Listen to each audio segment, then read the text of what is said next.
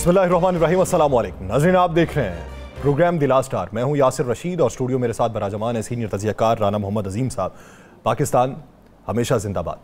कल रात की तारीकी में जिस तरीके से बुज़दिलाना कार्रवाई करते हुए भारत ने पाकिस्तान के अंदर मासूम शहरी जानों को निशाना बनाया, इबादत गाहों को निशाना बनाया, जंग के उसूलों से कतई नज़र भारत की ये जो जारहियत थी, उसके जवाब में पाकिस्तान फ़ज़ाइया ने भारत के 5 तैयारे मार गिराए।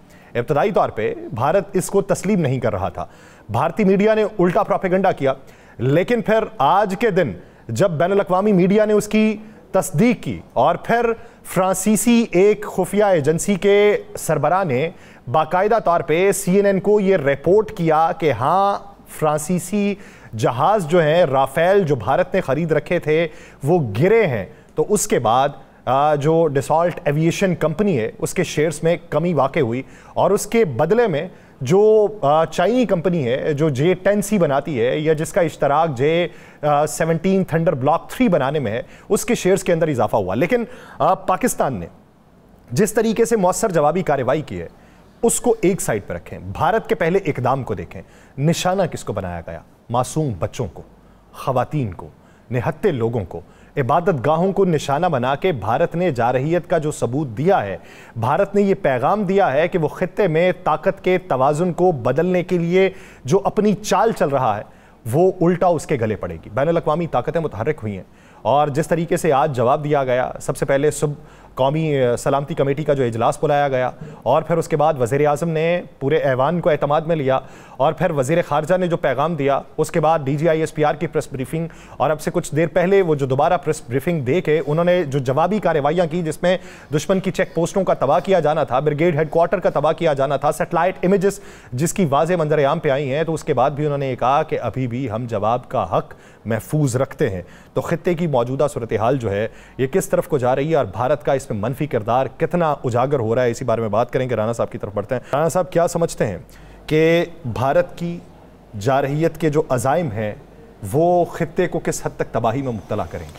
बिस्मिल्लाहिर्रहमानिर्रहीम, वस्सलातु वस्सलामु अलैका या सय्यदी या रसूलल्लाह, अस्सलातु वस्सलामु अलैका या सय्यदी या हबीबल्लाह। ताजदार ख़त्मे नबूवत जिंदाबाद जिंदाबाद।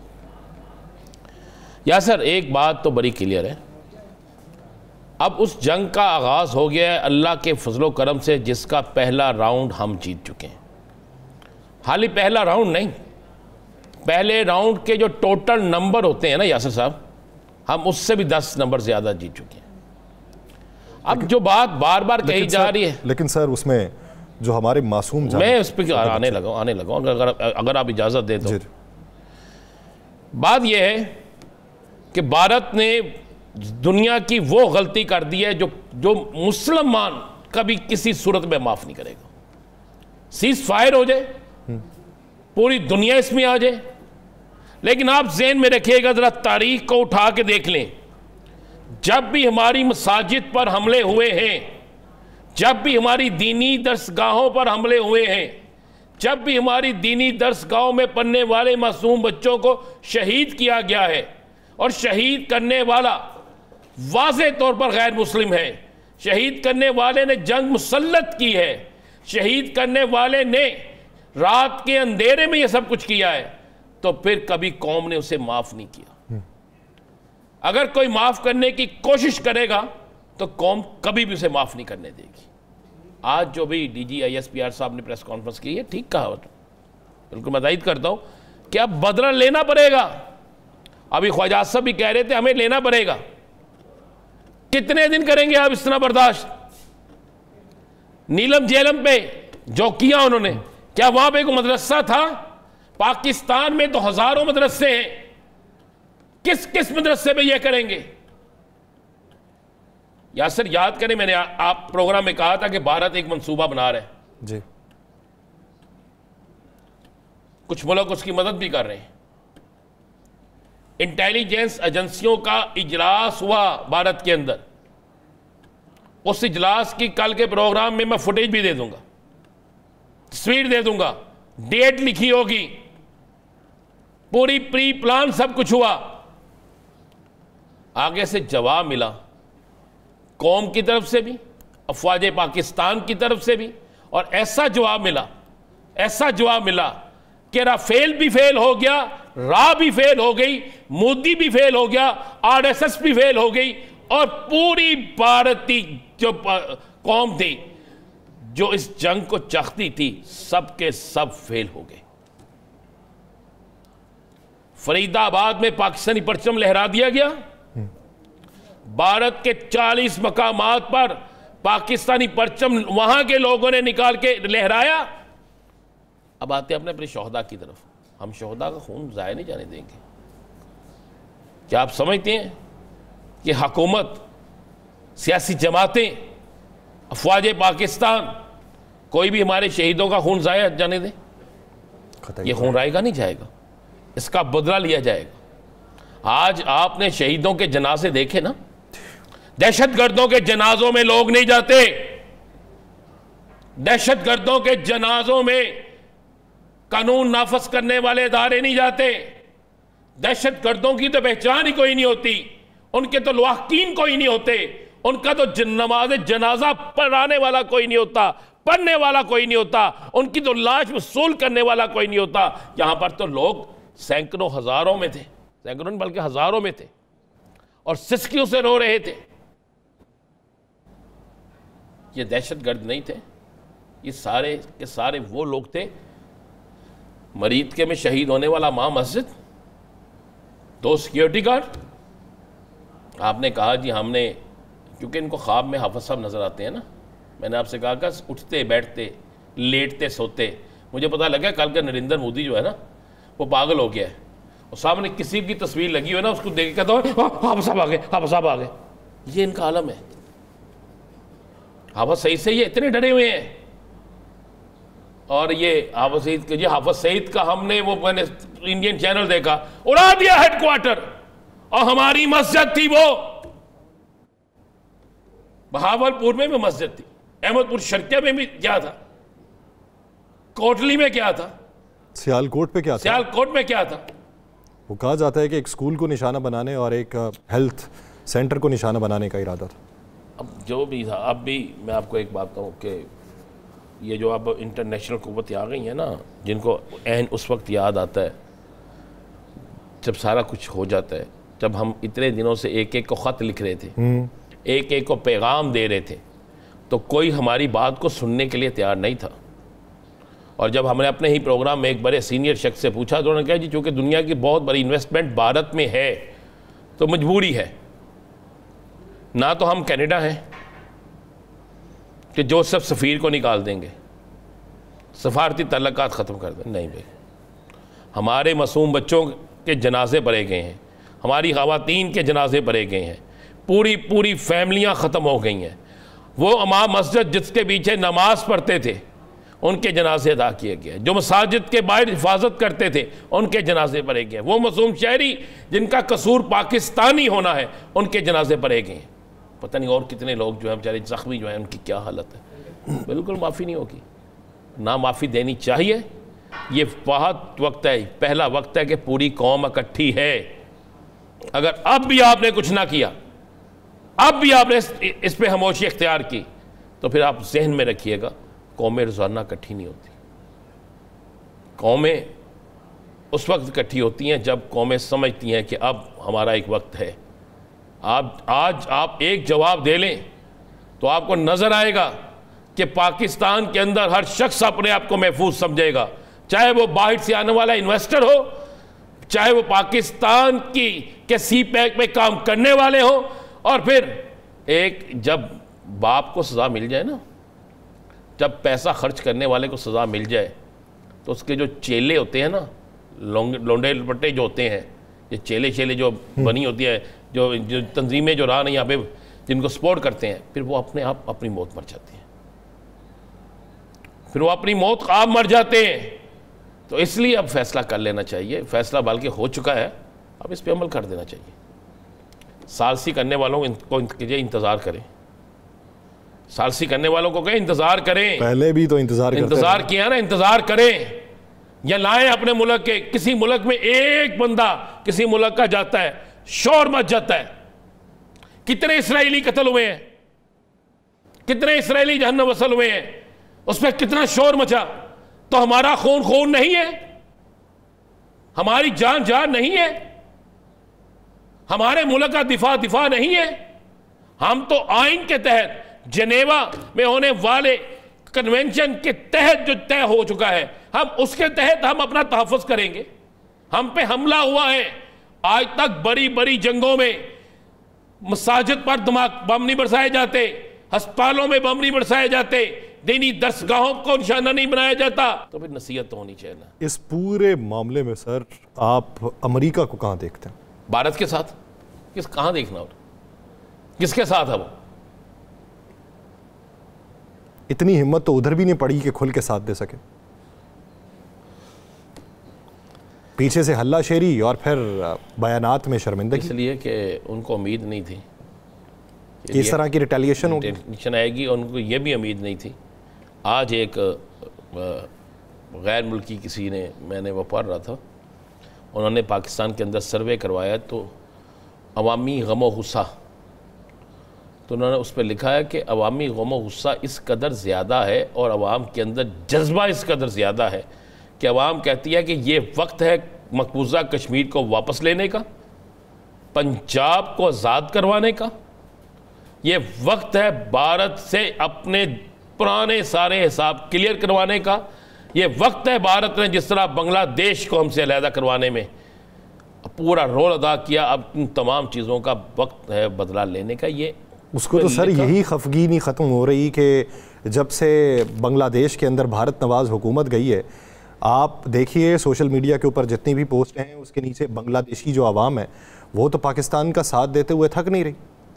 मैं इसलिए मैं कह रहा हूँ कि आप जहन में रखिएगा, बल्कि जहन नशीन कर लीजिएगा इस बात को कि मौजूदा सियासी हालात में, मौजूदा सियासी जो चल रहा है सिस्टम, इसमें अगर हम ये कहें कि पहली दफ़ा पाकिस्तान के अंदर सियासी लोग इकट्ठे हुए हैं तो दुरुस्त है, और इन हालात में अगर अब भी हमने हमें ना नहीं चाहिए हमें किसी मुल्क की सपोर्ट, ये पाकिस्तान अपनी हिम्मत से, यहाँ के फ़ौजी जवान जो है वो नारे तकबीर जब सुनते हैं ना तो उनके अंदर ऑक्सीजन आ जाती है, नारा हैदरी जब लगाते हैं तो उनकी स्पीड बढ़ जाती है, और जब नारे रिसालत लगाते हैं तो शहादत का जज्बा जो है ना वो बिल्कुल सीने में आ जाता है, और फिर वो निकलते हैं, फिर वो उन्हें नजर, वो कहते हैं ये टैंक क्या, ये तोप क्या, ये कुछ भी हो हम नहीं देखेंगे, निकलते हैं। सर मुस्कुराते हुए नारे लगाए, वो जो मंजर आम पे आए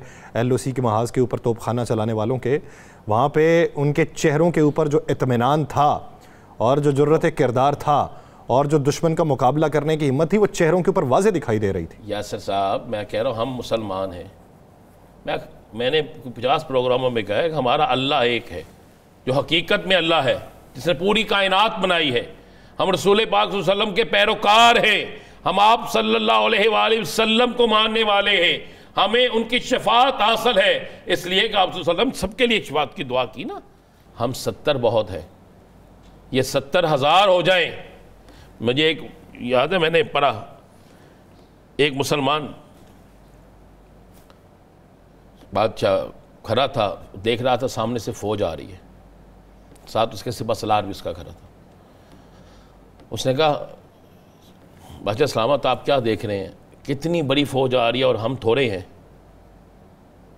ये हमें मार देंगे। उसने कहा नहीं, मैं ये देख रहा हूं कि हमारे पास इतनी जगह है कि हम इनकी लाशें दफना सकें।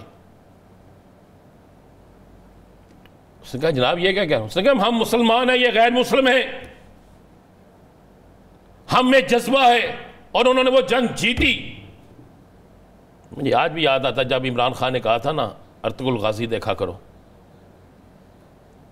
तो आज भी मैं जब देखता हूँ, आज के दिन भी लग रहा तो जब देखते हो ना तो थोड़े लोग हों लेकिन ईमान की कुव्वत थी उनके अंदर, वो हर बात में अल्लाह ताला का, रसूल पाक सल्लल्लाहु अलैहि वसल्लम का नाम लेते थे और नाउमीद नहीं होते थे।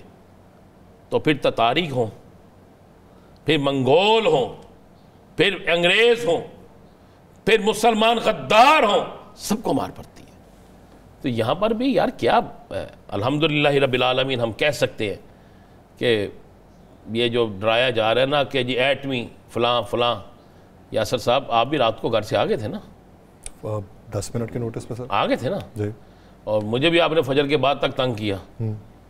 खुदा शाहिद है, अल्लाह की कसम मैं खा के कह रहा हूँ, अल्लाह को हाजिर नाजर जान के कह रहा हूँ, मैं भी, मेरा बेटा भी, मेरी बेटी भी, मेरी बेगम भी, हम सब बैठे हुए थे।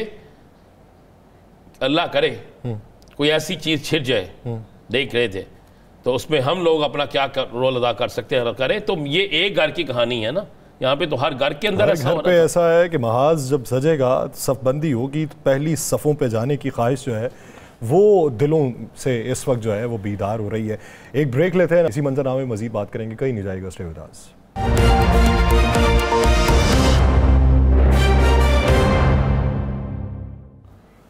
ब्रेक के बाद खुशामदीद नाज़रीन। भारत की इस जारहियत का जवाब पाकिस्तानी अफवाज की तरफ से जिस जुर्रतमंदी के साथ, जिस मुस्तैदी के साथ, जिस इस्तेदाद कार के साथ दिया गया है, वो तो भारत तक पहुंच चुका।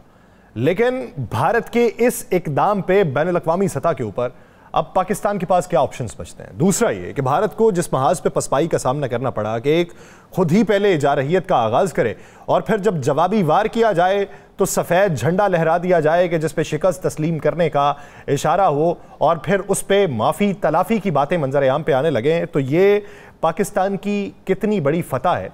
लेकिन इसमें शोहदा का जो खून जो है, जो इस मट्टी के ऊपर बहा है, उस खून का जवाब किस तरीके से लिया जाएगा, इसी बारे में बात करेंगे। हमें ज्वाइन किया है दिफाई तजियाकार ब्रिगेडियर रिटायर्ड हारिस नवाज साहब ने। ब्रिगेडियर साहब बहुत शुक्रिया आपके वक्त का। हारिस नवाज साहब, सबसे पहले अगर बात की जाए, जो लाशें हमने आज उठाए हैं और जो रात में बड़ा ज़ख्म भारत को लगाया है, एक ज़ख्म हमारे लगा क्योंकि हम जो हैं दिफाई महाज के ऊपर थे, हम जारहियत के महाज पे नहीं थे, लेकिन अब हमें कितना बड़ा जख्म लगाना है कि जो अगली दहाइयों तक भारत को याद रहे?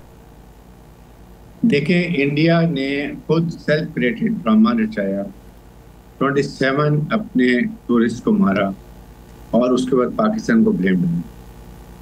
यहाँ पर हमारे तकरीबन 31 मासूम शहरी, बच्चे, औरतें, बच्चियाँ, 2, 3, 4 साल के, 6 साल के बच्चे मासूम जो भी फूल खिले भी नहीं थे, they have died। 51 के करीब हमारे जो जख्मी हुए। We must hold accountable India. इसको पता चलना चाहिए कि ये कोई यहाँ पर फ्रीलांस नहीं है, यहाँ पर एडजस्ट नहीं। जब चाहो तुम हमारे जाफर एक्सप्रेस पर अटैक कर दो, BLF को लगा के पाकिस्तान में धमाके कर दो, उसके बाद आप TTP को सपोर्ट करो काबुल एम्बेसी में बैठ के। They have to be told now that they are being confronted with a nuclear Islamic state with strong military leadership. That is what they have to be reminded. और उसका आज वक़्त इसलिए है कि हमने अभी जो इंडियन ने हमारी एयर वायलेशंस की, इंटरनेशनल बॉर्डर की और लाइन ऑफ कंट्रोल की, they have paid। वो हमने डिफेंस में इनके 5 जहाज भी गिराए, इनके ब्रिगेड हेडक्वार्टर भी तबाह किए हैं, इनकी पोस्टें भी तबाह की हैं इनकी, और उसके साथ हमने सफ़ेद झंडे भी खड़े। But that was are defensive measures, क्योंकि जिस जहाँ से हमारे पर अटैक आ रहा था, लाइन ऑफ कंट्रोल से फायरिंग हो रही थी, पोस्टों से हमने वो सारे बंद किए। But now we have to retaliate. हमें रिटेलिएट करना चाहिए ताकि ये पता चले कि तुमने कैसे जरूरत की हमारे एयर बॉर्डर, इंटरनेशनल बॉर्डर के बाद क्रॉस करने की। ये चीफ ऑफिसर साहब से बात की थी, अगर आपको याद हो, उन्होंने कहा था कि लड़ाई शुरू आप करेंगे एंड हम करेंगे। I think this is the time to tell them at least एक हमारी रिटेलिएशन होनी चाहिए, देन इंटरनेशनल कम्युनिटी आती है। ब्रिगेडियर साहब, एक क्यों, यही तो एक मौका है अपने शोहदा के खून का बदला लेने का, पाकिस्तान को 2 टुकड़े करने का। यही तो वक्त है हमें कश्मीर वापस लेने का। फिर एक क्यों, फिर इन्हें बताना चाहिए कि पाकिस्तान के अंदर हमला करने की कीमत क्या है। कौम इंतज़ार कर रही है ब्रिगेडियर साहब, पाकिस्तान का हर जवान, हर शहरी आपकी तरह, आप भी मैंने देखा पूरी रात से जाग रहे हैं, मैं देख रहा हूँ आप भी पूरी रात से हर जगह बैठ के बात कर रहे हैं। तो मुझे बताएं, अगर आप उम्र के इस हिस्से में कर सकते हैं तो इस मुल्क का एक शख्स चाहता है कि बस यहाँ स्टॉप नहीं, यहाँ पे ब्रेक नहीं लगनी चाहिए। अब तो वक्त है, अब तो हर सियासी जमात आपके साथ करी है, अब तो कोई एक नहीं है जो साथ नहीं खड़ा। देखिए, इसमें बात यह है कि बिल्कुल ये इनको सबक सिखाने का वक्त है, सबक सिखाएंगे भी, आप देखेंगे। I think should be tonight और टुमारो कुछ ना कुछ जरूर होना चाहिए और होगा भी, लेकिन ज़ाहिर है इंटरनेशनल कम्युनिटी है, दे डोंट वांट कि एस्केलेशन इतनी हो। सर माजरत से कौन सी इंटरनेशनल कम्युनिटी ने साथ दिया हमारा? कश्मीर पे कब्जा हुआ, क्या इंटरनेशनल कम्युनिटी की किसी बात को माना गया? हमारे मुल्क के अंदर जाफर एक्सप्रेस पे हम जो किया क्या किसी ने माना? हमारे रोजाना शहीद होते थे, कोई इंटरनेशनल कुव्वत मानती थी क्या? इसने इंडिया ने किसी इंटरनेशनल कुव्वत की या इंटरनेशनल जो है तंजीमें उनमें से किसी एक की बात मानी? तो हमें कौन सी इतनी नहीं देखें, बात यह है कि हमें पूरा अपना जो रिटेलिएशन हक है वो हमें पूरा करना चाहिए। इस तरीके से करना चाहिए कि इंडिया की दोबारा कभी जरूरत ना पाकिस्तान को मैंने नजर डाली, इतना हम उसको करें और बता दें कि हमारी मिलिट्री माइट और एयर पावर क्या है। Because I think by now they know कि हमारी एयर पावर क्या, हमारी मिलिट्री पावर क्या, हमें किस तरीके से इनके बंकर उड़ाए हैं पोस्टों के, और उसके बाद उन्होंने झंडे ऐसे नहीं खड़े किए, उन्होंने देख लिया कि हमारे साथ क्या होने लगा, उन्होंने अपने झंडे खड़े कर दिए। सो ये हमारी स्ट्रेटजी होनी चाहिए। हमारे इनके तमाम कॉन्टिजेंसी प्लान हमारे बने हुए हैं, इनका एक एक इंच एरिया हमारे मिसाइल टेक्नोलॉजी के अंदर है। But then we must realise के हमें उस लेवल तक वॉर को नहीं लेके जाना जहाँ तक कि फिर उसके बाद एक वॉर की डायनामिक्स फर्क होती हैं, फिर इसके बाद ये यू नेवर नो कि एंड कहाँ जाते हो। इसलिए हमें अपनी विद इन नोइंग के लिमिट्स हमें इनको बिल्कुल सॉर्ट आउट करें, और नरेंद्र मोदी को पता चलना चाहिए ये चार का जो टोला है कि जी आपने आज के बाद अगर किया तो इंडियन पब्लिक को भी पता चल जाए कि नरेंद्र मोदी वॉर मंजूर है, इसने हमें जलील और ख्वार करके रख दिया, हमारे भारत का मुंह काला कर दिया, इसका अपना मुंह तो काला है ही, और वो अल्टीमेटली इसको जूतों का हार पहना के जूते मारते हुए इसको लेके जाएं गुजरात के रेलवे स्टेशन पर, और जहाँ पर ये चाय बेचा करता था वहाँ इसको खोखा दे कह रहे हैं यहाँ बैठ के तुम चाय पियो। ये डिजर्व करता है। ये जो इस जिस स्टेज पे चला हुआ है ना, ये इंडिया को ऑनेस्टली आई फील के इंडिया को तबाह करके रहेगा। और ये हम अपनी जिंदगी में देखेंगे कि किस तरीके से जो ये कर रहा है, जिस तरीके से ये हर दफा स्टेट ड्रामा करते, जब से बीजेपी गवर्नमेंट आई 15-20 स्टेट ड्रामे कर चुके हैं, हर दफा इसको मुंह दिखानी पड़ती है। लेकिन ब्रिगेडियर साहब एक सवाल है, जब हम बात करते हैं उसूल की, जब हम बात करते हैं कवायद व ज़वाबित की, जब हम बात करते हैं बैनुल-अक़वामी क़वानीन की, आपका दुश्मन क्या है, कौन है, उसका ज़र्फ़ कितना है, उसका किरदार क्या है? जब उसका कोई किरदार ही ना हो, उसका कोई ज़र्फ़ ही ना हो, वो किसी कानून को माने ही ना, कितनी देर तक कानून का दामन जो है वो हाथ में थामे रखा जा सकता है? कितनी देर तक अपना नुकसान करवाया जा सकता है और उस पर खामोशी इख्तियार करके बैनुल-अक़वामी ज़ामिनों की तरफ देखा जा सकता है? एक आमियाना सा सवाल है सर। जिस वक्त आप इस दफ़ा रिटेलिएट करेंगे और उसको डैमेज इतना करेंगे कि उसको अपनी हैसियत पता चल जाए, उसको पता चल जाए कि मेरी मिलिट्री फोर्स क्या है, अनट्रेन्ड है, अनप्रोफेशनल है, दे कांट मैच पाकिस्तान की माइट, मिलिट्री माइट की, हमारी एयर पावर की, हमारी नेवी की, देन दे विल अंडरस्टैंड कि आइंदा हमने नहीं करना। फिर इंटरनेशनल मीडिया से अगर आती हैं वो गारंटी देते हैं कि आज के बाद ना इंडिया पाकिस्तान में टेररिज्म करेगा, जैसे बलूचिस्तान में ऊपर खुल्लम खुल्ला कहते हैं कि हम भी कर रहे हैं। गुलबदन एक मिसाल नहीं है, हमने गुलबदन जादेव का क्या कर दिया है, भेजे ना उसको डेथ पेनल्टी इसकी एग्जीक्यूट करें, भेजे बॉडी बैग, पता चले इंडिया में कि कैसे एक सर्विंग नेवल कमांडर को लाए थे और लेके बॉडी बैग गया। ये चीज़ें हमें करने की है। हमें फर्स्ट टाइम हमने पाकिस्तान में हमने एक दफ़ा as a nuclear sovereign Islamic state military strong military behave किया। इससे पहले हमने कभी नहीं किया, ना वर्ल्ड में समझा। आप उनको समझा और ये कश्मीर इशू इंटरनेशनलाइज हो गया। नाउ इज द टाइम हमें ये बात करनी चाहिए कि कश्मीर जो हम हमेशा कहते थे कि ये कश्मीर फ्लैश पॉइंट है, आज नज़र आ रहा है दुनिया को। इसलिए अब दुनिया की कोशिश और हमें शिमला मुआहदा ख़त्म करें और इसको ले जाएं आप यूनाइटेड नेशन की जो रेजोल्यूशन है कि प्लेबिसाइट का हक देने के लिए, इस पे बात करें ना, ताकि एक दफ़ा दो न्यूक्लियर मुल्कों में ये मसला हल होगा तो ये पूरा रीजन सेफ हो जाएगा। ये बहुत ज़रूरी है। इंडिया का डिज़ाइन अखंड भारत के जो है पूरा सब कॉन्टिनेंट अप टू अफगानिस्तान ये चाहता है, जैसे इजराइल ग्रेटर इजराइल में हाफ ऑफ ये मिडल ईस्ट को लेके जाता है, ये उसकी लाइन पे चला हुआ है। जब तक इसके सर पे डंडा नहीं मारेंगे, ये इसकी मेंटालिटी है, ये अखंड भारत के जो एक्सट्रीमिज्म हुआ है, फिर ये राम राम करेंगे, अदरवाइज यहाँ पे चढ़ाई करेंगे। हम हर दफ़ा चुप। अभी जाफर एक्सप्रेस में इंक्वायरी करते हैं, हमें कहना चाहिए बिल्कुल पहलगाम का करें inquiry, we want it, but इसके साथ जाफर एक्सप्रेस भी करें। जो ही अटैक होता है दहशत गर्दों का, Indian media, Indian social media उनकी इंफॉर्मेशन वॉरफेयर कर रहा हो टेररिस्ट की, जो प्रूफ है हमारे पास, और वो काबिल में इनके साथ कनेक्टेड होते हैं। हमें ये चीज़ें करने की जरूरत है। हमें स्ट्रांगली इन चीज़ों में होना है, strong diplomatic effort, strong minister of interior इनके साथ बात करे दो टोक अल्फाज में, और साथ ही साथ जर्नलिस्ट को जाके इन्वॉल्व किया जाए। ये हमें चाहिए। हमें इस्लामिक ममालिक हमारे बहुत वीक है। आपके सामने क्या हो रहा है गाजा के अंदर, जो कह रहे हैं, क्या हम देख रहे हैं क्या रिस्पॉन्स आते हैं? रोजाना 50-60 पैलेस्टीन मार रहे हैं। आई मीन ये जुल्म की इंतहा है। इसलिए हमें, और इसके बाद ईरान देन पाकिस्तान, ये टारगेट्स हैं, इट्स वेरी क्लियर। और Balochistan, let me tell you, Balochistan is target $1 trillion के रिजर्व है। अभी आपके सामने माइंड मिनल की समिट हुई है, उसके बाद ओवरसीज पाकिस्तानी आई, 14-15 को यूरोपियन यूनियन की पूरी टीमें आ रही थी, वो कैंसिल कर दी because of this escalation.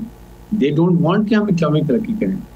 Strong Islamic nuclear मुल्क, battle hardened army, best of geo static location.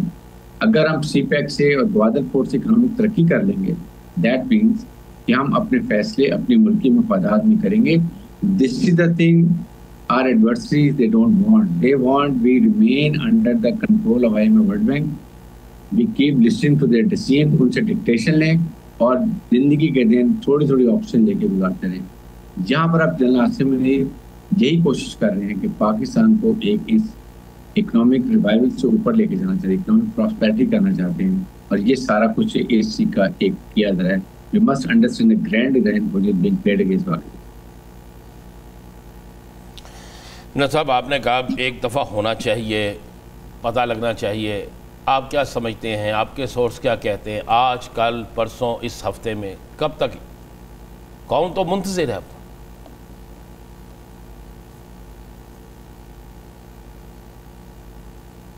Brigadier साहब, आवाज आ रही है सर आपको? जी बिल्कुल आ रही है। ब्रिगेडियर साहब, मैंने कहा कौम तो मुंतजिर है। आपने कहा टुडे, आज रात को हो जाए, कल हो जाए, होना चाहिए। कौम तो जाग रही है। कौम तो, अगर ये लेट होगा तो फिर बहुत कुव्वतें बीच में आ जाएंगी जिसके आगे हम कहेंगे जी हम बेबस हो गए हैं या हमें मजबूरन ये सब कुछ करना पड़ा है, तो फिर हमारे शोहदा का खून कहाँ जाएगा? मेरे ख्याल में जो knowing our chief of army staff, very aggressive, very inspiring leader, and he want to do something and he means business। जिस तरीके से वो इंडियन की जो खटक रही है चीफ ऑफ स्टाफ, जिस तरीके से उन्होंने ओवरसीज पाकिस्तान की वक्त में एड्रेस किया है, वो इनको आग लगी हुई है। और ये मेजर गौरेवार जैसे आपने सुना, मेजर जो बकवास करते रहे हैं, इनकी जरूरत, ये बातें ऐसे करता है जैसे बहुत बड़ा ये कोई अरिस्टोटल है। ये 3-4 साल फौज की नौकरी इसने की है। ये आर्मी पोस्टल यूनिट, डाकिया की यूनिट नहीं होती जो पोस्ट लेके खतों में पहुंचाते हैं, ये उसमें रहे। He knows fuck all about army life के अंदर, और ये इतनी बकवास करता है। आई थिंक आई टोल्ड इनके अपना मुंह बंद रखो, इससे पहले तुम्हारी जुबान खींच ली है। तो इसलिए हमें अब अपने आप को फर्म रखना है, यूनाइटेड रखना। अल्लाह ने मौका दिया कि कौम तेरी इकट्ठी हो गई है। क्योंकि देखिए, याद रखें, लड़ाई फौज नहीं अकेली करती, you fight as a nation, हुकूमत, अवाम और मुसल्लह फौज। अच्छा हारिस साहब, ये आप क्या समझते हैं कि खित्ते में जो ताकत का तवाज़ुन है उसमें पाकिस्तान किस हद तक मुस्तहकम हुआ है कि राफेल का गिरना, फिर फ्रांसीसी खुफिया ऑफिसर का उसको तस्लीम करना, फिर डसॉल्ट एविएशन के शेयर्स में कमी वाक़ हो जाना, और चाइना की वो कंपनी जो JF-17 थंडर बनाने में इश्तराक रखती है और J-10C बनाती है, उसके शेयर्स में इजाफा हो जाना, ये कितना बड़ा धचका है डसॉल्ट एविएशन को, कितना बड़ा धचका है भारत को और बैनुल अक़वामी उन ममालिक को जो राफेल की ख़रीदारी में दिलचस्पी रख रहे थे? मेरे ख्याल में आइंदा राफेल की कंपनी जो है वो ऐसे घटिया मुल्कों को जिनमें ट्रेनिंग का फुकदान हो, जो डरपोक हो, फाइटिंग कैपेबिलिटी ना हो, उनको ऐसे मुल्कों को देने नहीं चाहिए। उनके पकड़ के शेयर का सत्यानाश शेयर्स का कर दिया। और आपको पता है, ये we should be thankful to our Chinese friend, honestly I am telling, they are really time tested. It's a great nation. The way उन्होंने हमें ये JF-17 के साथ और Block 3 के साथ जो मिसाइल दी है, IPL आई थिंक 15, 300 किलोमीटर तक वो बियॉन्ड विजुअल रेंज फायर करते हैं। जो रडार दिए हैं वो इंडियन जहाज वहां तो उड़ते हैं तो हमारी रेंज में उड़ते हैं, हम उनको पिक करते हैं, और जब उसको हिट होता है तो फिर वो ये जब जूम डॉट से आउट होता है रडार फिर पिक कर लेता है, जब तक जान जाता नहीं, इसलिए हमें सब चीजें पता चल रही हैं। अब याद है ये नरेंद्र मोदी ने कहा था काश मेरे पास राफेल होते 2019 में कह रहा था तो मैं ये कर देता। Not do it, you have $9 billion के इतने 26 ये राफेल के $300 मिलियन का एक जहाज 3 गिरा दिए $1 बिलियन के। और सिर्फ इसका मतलब ये, इसका वाज़ेह पैगाम ये है कि जिद्दत अगर हासिल कर ली जाए तो उसको चलाने की औकात भी होनी चाहिए। वो नहीं है, तरबियत नहीं है। जब तरबियत याफ्ता अमला ही पास में मौजूद ना हो तो राफेल का करना गया, उसे सजा के रख लीजिए और उसके ऊपर लीमू चढ़ाइए तो शायद उसके नताज कुछ बेहतर आपके लिए निकल रहे हो। बहुत शुक्रिया ब्रिगेडियर एटास नवाज साहब इस हवाले से अपना वक्त देने के लिए। नाज़रीन, इसी बारे में बात करेंगे और सिफारती महाज के हवाले से भी, लेकिन एक ब्रेक के बाद कहीं नहीं जाएगा। Stay with us.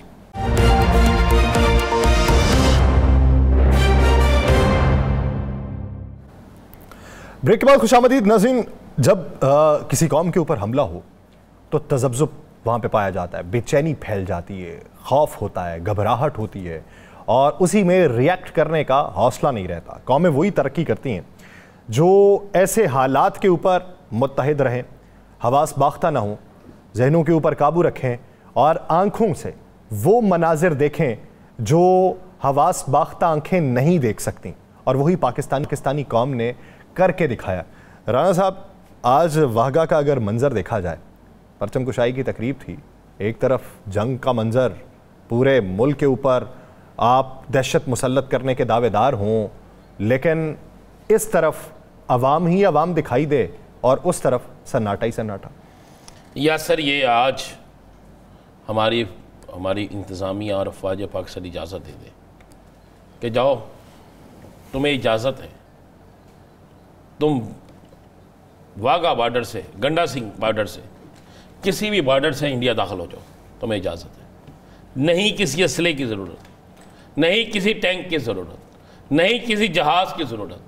आप देखेंगे बच्चे, बूढ़े, जवान, ज़ईफ़ लोग पैदल दाखिल होंगे और आप देखेंगे फिर उनके रफ़ील और कफ़ील और अबील जो भी हैं इनके, सबको क्या हाल करते हैं। और कौम तो तैयार बैठी है।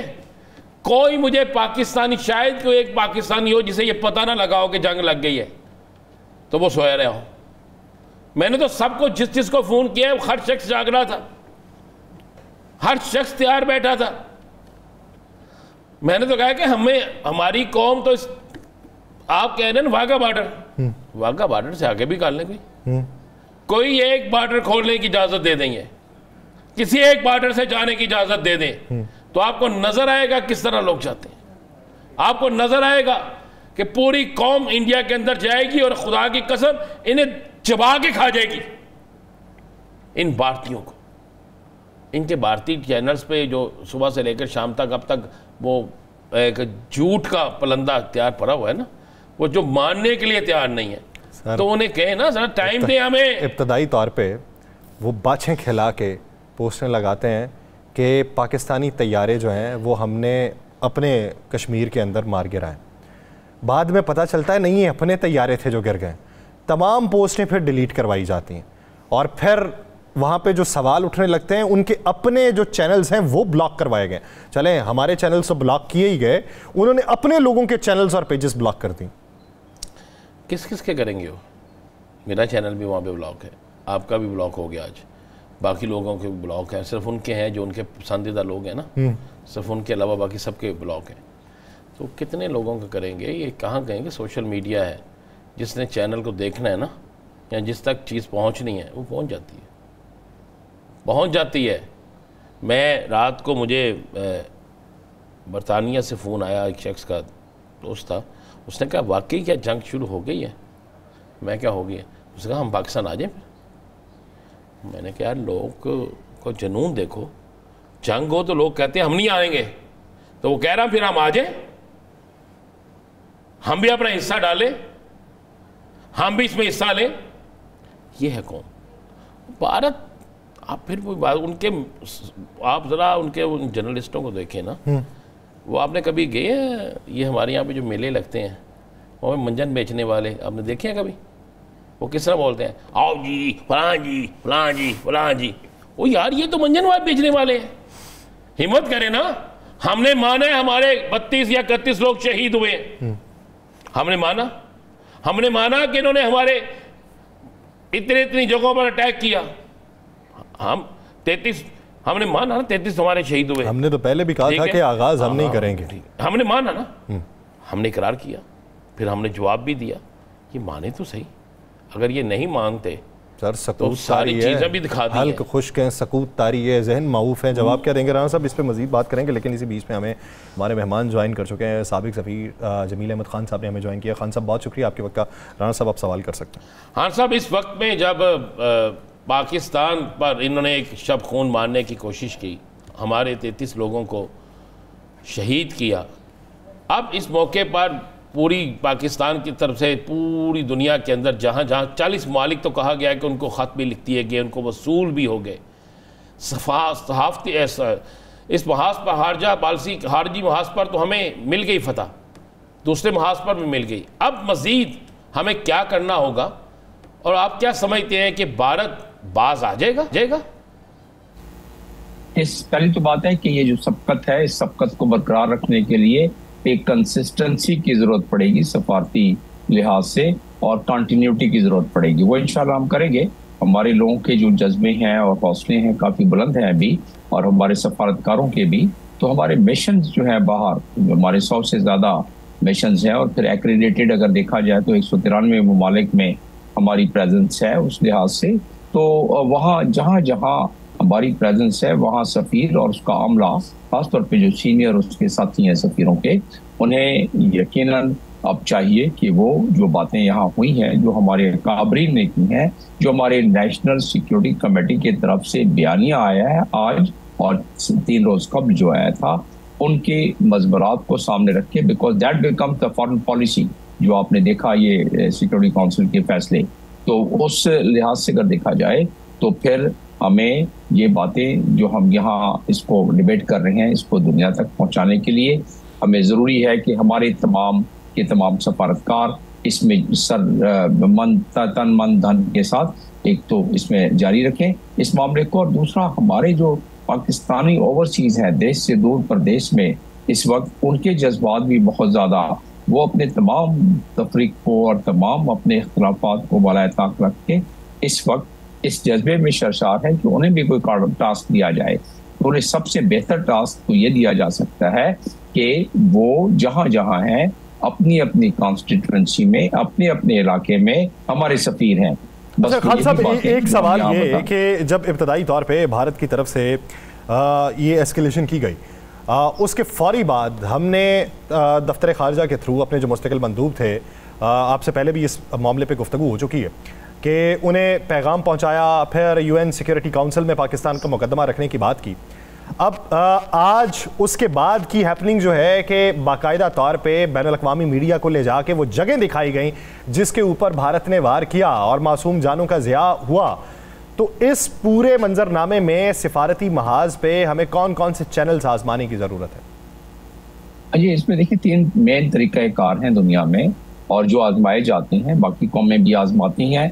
और वो है एक ट्रेडिशनल डिप्लोमेसी, जिसमें जो हमारे सफारतखाने हैं, हमारे जो अकाबरीन हैं यहाँ मोफा में, यानी मिनिस्ट्री ऑफ फॉरेन अफेयर्स में, वो अपने अपने हम पल्ला लोगों को फॉर्मल तरीके से बताते हैं। जैसे हमारे मिशन जो है, हमारे एम्बेसीज हैं, वो वहाँ अपने अपने नोट पर बैल के जरिए और अपनी अपनी मीटिंग उन होस्ट कंट्रीज के फॉरेन ऑफिस पर और फॉरेन मिनिस्टर्स पे करके उनको बावर कराते हैं। उसका फायदा ये होता है कि जब सिक्योरिटी काउंसिल या जनरल असेंबली का इजलास होता है तो ये ममालिक, इनके पास मवाद होता है, कन्विंस होते हैं और कॉन्फिडेंस के साथ वो जुल्म को जुल्म कह सकते हैं, हक को हक कह सकते हैं, सच को सच कह सकते हैं। लेकिन जब उनके पास वो कन्विंसिंग किस्म के आर्गूमेंट्स जो हम यहाँ दे रहे हैं, जब तक उनको उससे ज़्यादा सिंथेसाइज ना किया जाए, उस वक्त तक वो इतने एम्पावर नहीं होंगे। पहली चीज़। दूसरी चीज़, पब्लिक डिप्लोमेसी। आपने बात की कि हमने इंटरनेशनल मीडिया को ले जाके वो तमाम जगहें दिखलाई हैं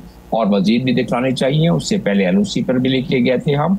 तो वो एक इस बात की गमाजी करता है कि पाकिस्तान ने अपना इलाका जो आज़ाद कश्मीर है उसको एक ओपन रखा हुआ है हम, लेकिन इंडिया ऐसा नहीं करता है। इंडिया तो जो हमारे मिलिट्री ऑब्जर्वर जिसको कि अक़वाम मुत्तहिदा के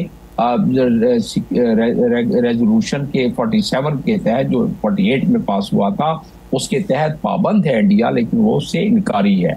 और अगर आप कहेंगे तो आगे जाके मैं बता दूंगा कि कितने ऐसे सिक्योरिटी काउंसिल के रेजोल्यूशन है जिससे इंडिया अभी तक जिस पे अमल दरामद नहीं किया है और उसको किस तरह अमल दरामद कराया जा सकता है। अब वक्त आ गया है कि उससे अमल दरामद कराने का मौका दुनिया आपका साथ दे सकती है। वो कैसे?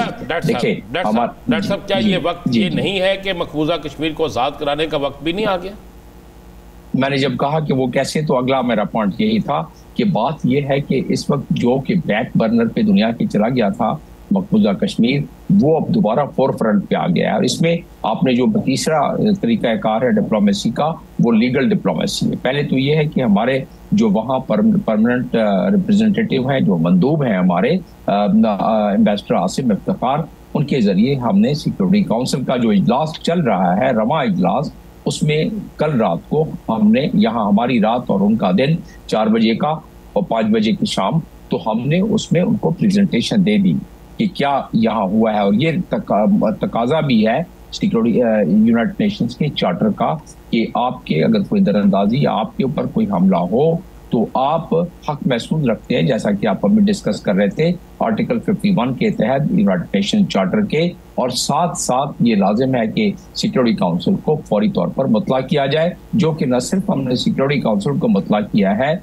बल्कि हमने अपने तमाम जो हमारे दोस्त ममालिक हैं या उससे अलावा जो न्यूट्रल ममालिक हैं, हमने उनको बावर करा दिया है कि ये क्या हुआ है और हक़ाइक़, और हमने तमाम चीजों के साथ उनको हमने बता दिया है। अच्छा, तो खान साहब, आप क्या समझते हैं सिफारती महाज के ऊपर हमने जो कुछ तब्दीलियां की और उसको जो गर्म ज़्यादा किया है? यानी आप देखें कि जब ये पूरा मामला चल रहा था, भारत की तरफ से खामोशी थी और हम हमारे इंफॉर्मेशन मिनिस्टर को आप देख लें, स्काई न्यूज़ पे इंटरव्यू, CNN के साथ बातचीत, फिर उसके अलावा बिलावल भुट्टो जरदारी की बातचीत बैनुल अक़वामी मीडिया के साथ, बर वक्त तौर पे वहाँ पे DGISPR का गुफ्तगू करना, तो हमने बैनुल अक़वामी मीडिया को जो इंगेज किया और आज के दिन उन्हें जो विज़िट करवाया है, ये जो हमने चेंजेस की हैं, इसको मुस्तकबिल करीब के अंदर किस तरीके से आगे बढ़ाने की ज़रूरत है? देखिए, इस चेंजेस को हमने लेके जाना है, यानी अपने एम्बेसी जिसको मिशन कहते हैं, मिशन की हद तक लेके जाना है। यही गुफ्तगू, यही वलवला, यही मोमेंटम हमें अपने मिशन, हमें हमारे सफारतकार और हमारे सफीर जो हैं उनको आगे लेके जाना होगा। जहां जहां हमारे सफारत खाने हैं, वहां वहां की जितनी मीडिया है, चाहे वो वहां के इंटरनेशनल मीडिया हो, लोकल मीडिया हो, उस पर जब जाके वो बताएंगे तो that would fall under the category of public diplomacy. और ये करना चाहिए, इससे जहन साजी होती है। ऐसे इससे उन मुल्कों में पब्लिक प्रेशर अपनी हुकूमतों पर पड़ता है कि देखो ये क्या हो रहा है, पाकिस्तान में इंटरनेशनल कानून की खिलाफ वर्जी हो रही है, कश्मीर में ह्यूमन राइट की खिलाफ वर्जी के बारे में बहुत कुछ बोला, बहुत कुछ लिखा गया, रिपोर्टिंग है, ह्यूमन राइट कमीशन की रिपोर्टिंग है, लेकिन उसको ये वक्त आ गया है। आपने मुझसे थोड़ी देर पहले सवाल किया कि क्या वक्त नहीं आ गया है कि मकबूजा कश्मीर को आज़ाद कराया जाए? हमारे कहने से तो जाहिर है, हमारे तो दिल उनके साथ धड़कते हैं, हम बिल्कुल चाहेंगे, और एंड इंटरनेशनल कानून के मुताबिक हमारे दिल उनके साथ धड़कते हैं, क्योंकि अक़वाम मुत्तहिदा के 15 के करीब सिक्योरिटी काउंसिल के रेजोल्यूशन है जिस पर की अमलदारी नहीं हो रही है। अगर उस पे से आधे पर भी अमलदारी हो जाए तो फिर एक पहले पर ही अमलदारी हो जाए 47 रेजोल्यूशन पर, तो मसला हल हो जाता है, उनके प्लेबिसाइड हो जाता है, उनको इरादियत मिल जाती है। ऐसा नहीं हो रहा है, तो अब वक्त आ गया है कि दुनिया को साथ लेके। मेरा सवाल जी, अक़वाम मुत्तहिदा में, UNO में, सलामती कौंसल में, यूरोपीय यूनियन में किस जगह पे हक़ खुदारियत जो हक़ अदा करने का हुक्म कश्मीरियों का हक़ मिले, ये करारदाद कहाँ पास नहीं हुई? कितने ममालिक में ये बात नहीं हुई? कितने फोरम्स ने उनको ये हक़ नहीं दिया? सबने दिया हक़, लेकिन इंडिया ने उस तमाम सफारती अमल पे 1% भी अमल नहीं किया। तो क्या अब हमें इस मौके पे जब हम पर हमला हुआ है तो हम कानूनी तौर पर हमारे घर पर जिसने कब्जा किया हुआ है, क्या हमें बज़ोर ताकत भी अपना हिसाब नहीं लेना चाहिए, कब्जा वापस नहीं लेना चाहिए? मैं इसको इंटरनेशनल कानून के हवाले से समझा देता हूँ कि यस, कुछ इजाज़त इसमें है इंटरनेशनल कानून में, और उसमें मैं भी आपको इसका जिक्र कर देता हूँ। लेकिन उससे पहले मैं ये बताता चलूँ कि जो हमारे अब तक सिक्योरिटी काउंसिल ने रेजोल्यूशन पास किए हैं, उन रेजोल्यूशंस में कहीं भी चैप्टर 7 के तहत रेजोल्यूशन पास नहीं किया गया। और जब तक चैप्टर 7 के जरिए और के अक्स में जब तक रेजोल्यूशन न पास किया जाए, उस वक्त तक उसमें बाइंडिंग नहीं होती है, उस वक्त तक उसमें कोई पीनल एक्शन नहीं लिया जा सकता है। पीनल एक्शन यानी सजा का, जैसे मिसाल के तौर पर मैं आम पब्लिक के लिए आपको, आपके नाजरीन के लिए समझाता चलूं कि जैसे थाने पर जाते हैं तो पीपीसी का सेक्शन लगा देते हैं वो एफआईआर में, लेकिन अगर उसको ज़्यादा सीरियस बात हो तो वो एंटी टेररिस्ट एक्ट का लगा देते हैं, या अगर वाइट कॉलर क्राइम है तो वो लगा देते हैं, अगर ज़्यादा सीरियस है तो वो लगा देते हैं नैप का एक्ट लगा देते हैं उसमें। इसी तरीके से अगर चैप्टर 5 से इंडिया नहीं मानता है तो चैप्टर 7 के लिए उसको मूव करना पड़ता है। लेकिन उससे पहले P5 कंट्रीज के लिए हमें काफ़ी बड़ी कैंपेन करनी पड़ेगी अपने दोस्तों के जरिए, और OIC जैसी है, फाल है, इतनी फाल नहीं है, नाकाम है या कुछ मामलात में कामयाब है, लेकिन उसको भी साथ मिलाना पड़ेगा। कम से कम कोई रत्ती बराबर आवाज़ तो और आ जाएगी ना, क्योंकि एक बहुत बड़ा ब्लॉक है वो OIC का भी। इसी तरह बाकी दोस्त ममालिक हैं, लेकिन इसको जल्दी से मैं आपको एक और ट्विस्ट देके इसको समझाने की कोशिश करता हूँ आपके नाजरीन के लिए कि इस वक्त जो जियो पोलिटिकल लैंडस्केप है, उस जियो पोलिटिकल लैंडस्केप में ये फेवरेबल बात है कि हम जो मकबूजा कश्मीर है उसके लिए जो जनरल असेंबली का रेजोल्यूशन 2679 जो है उसको इम्प्लीमेंट करते हुए दामे दरहमे सुखने कश्मीरियों के लिए मदद करें। आज उसमें क्या क्या मदद है? उसमें ये मदद है कि जो हक खुद इरादियत के लिए जहाँ जहाँ जो अपनी जिद्दोजहद कर रहा है, जो कौम और जो खिता और एक्युपायर के खिलाफ कर रहा है, अप्रेसर के खिलाफ अगर कोई तहरीक चल रही है, तो उसमें इन सिक्योरिटी काउंसिल की जो मैंने आपको अभी हवाला दिया है उसके मुताबिक आपको दामे दरहमे सुखने उसमें करना पड़ता है। अच्छा खान साहब, मुझे एक सवाल और, जब आप ये कह रहे हैं कि हम ये कर सकते हैं और इसमें ये इकदाम उठाए जा सकते हैं, आप ये देखिए कि हम इस वक्त रशिया को साथ में किस हद तक मिला सकते हैं अपने मौक़िफ़ में, कि जब तमाम तौर पे दिफाई महाज के ऊपर या फ़ौजी महाज के ऊपर जो असलहा था या फिर फाइटर जेट्स थे या एयर डिफेंस सिस्टम था वो भारत लेता था रशिया से, लेकिन अब वो मूव किया अमेरिका और फ्रांस के ब्लॉक की तरफ। दूसरी तरफ चाइना के साथ उसकी जो है कशीदगी दिखाई देती है। ईरान के साथ ताल्लुकात थे, लेकिन इजराइल को अपने साथ इन्वॉल्व करके ईरान के साथ ताल्लुकात भी ख़राब किए। तो हम ये चाइना, रशिया और ईरान को इस पूरे चैनल में मज़ीद मुतहर्रिक क्यों नहीं करते? नहीं, हम तो मुतहर्रिक करना चाहेंगे, लेकिन वो खुद ब खुद मुतहर्रिक उनको हो रहे हैं वो। उसके अलावा अगर आप थोड़ा सा 1-2 मिनट में मैं मंजरनामा आपके सामने पेश कर दूं, इंडिया इस वक्त जो ज़्यादा ज़ोम में है वो क्यों है? इंडिया के जितने भी इस वक्त कारनामे हैं, वायलेशन है, जितनी भी दुनिया के सामने है, क्यों नहीं दुनिया उसकी कॉन्फिडेंस ले रही है? उसकी वजह जियो पोलिटिकल लैंडस्केप है, चाइना कंटेनमेंट के लिए अमेरिका की पॉलिसी है, जिसकी वजह से न सिर्फ उसके बहुत सारे वायोलेशन इंटरनेशनल लॉ को इग्नोर दूसरी तरफ देखा जा रहा है, बल्कि इंडिया की अपनी कमीशन है जो कि रिलीजियस फ्रीडम कमीशन है, उसने हिंदुआता का जिक्र किया है, RSS का जिक्र किया है, जुल्म और तादी जो माइनॉरिटीज पे है उसका जिक्र किया है, कनाडा में जो वाकया हुआ, तो उसी को बुनियाद बना के बैनुल अक़वामी सतह के ऊपर हमें अपने मौक़िफ़ को मजबूत करने की जरूरत है, और इसी बुनियाद ये पैकेज बना के हम दुनिया को बता सकते हैं। बहुत शुक्रिया जमील अहमद खान साहब इस हवाले से अपना वक्त देने के लिए। नाज़रीन, प्रोग्राम का वक्त खत्म हो जाता है। मुझे और राना साहब को दीजिए इजाज़त, आपसे मुलाकात होगी कल के रोज़। अपना बहुत सा ख्याल रखिएगा। अल्लाह ने के बाद।